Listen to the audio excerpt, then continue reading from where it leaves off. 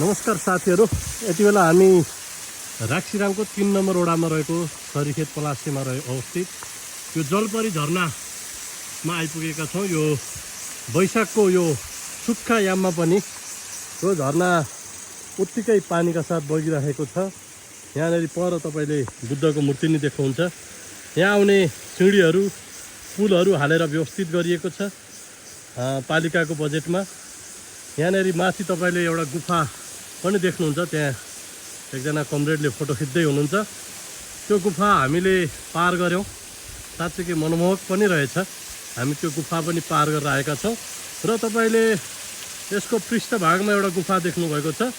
त्यो गुफाबाट यो झरनाभन्दा यतापट्टिको भागमा यहाँनिर जो एउटा तपाईँले लहरो देख्नुभएको छ, यहाँ निस्किने बिन्दु पनि रहेको छ र यो झरना अहिले यो सुक्खा याममा यो स्तरको छ। साँच्चै मनहरीबाट 12-13 किलोमिटरको डिस्टेन्समा छ। हामीसँग यसै बेल्टका यो बेल्ट कैलाशको स्थायी घर अहिले मनहरी हुनुहुन्छ पार्टीको जिल्ला सचिव बिरबहादुर घलान हुनुहुन्छ।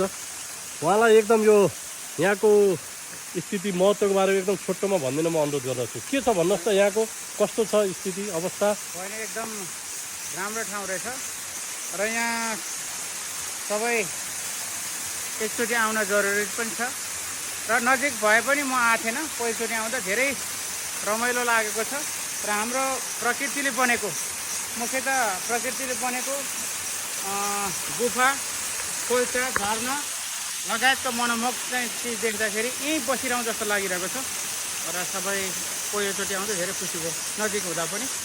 ल हस्, उहाँलाई धन्यवाद छ। हाम्रा यसै पालिकाका उपाध्यक्षलाई मैले यहाँनिर देखेको छु। उहाँलाई यहाँनिर अगाडि आउन आग्रह गर्छु र यसको यो गुफाको बारेमा, यो झरनाको बारेमा, यो ठाउँको बारेमा अत्यन्त संक्षेपमा तपाईँ के भन्न चाहनुहुन्छ?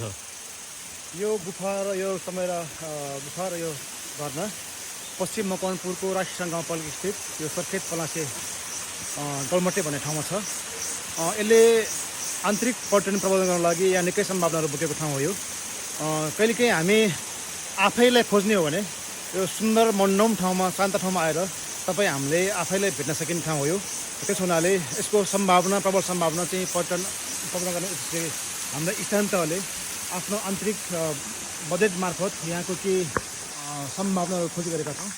तपाईँहरू सबैजनालाई यो ठाउँमा एकपटक यो अवलोकन गर्ने, यहाँको आन्तरिक पर्यटन प्रबन्धन विकास गर्ने उद्देश्यले यहाँ सबैलाई पाल्नको लागि म हार्दिक अभिनन्दन चाहन्छु। हस्, धन्यवाद उपाध्यक्षज्यूलाई।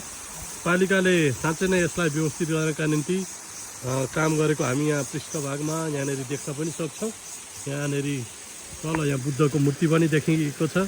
यहाँनिर लभ साइन पनि देख्नुहुन्छ तपाईँहरूले।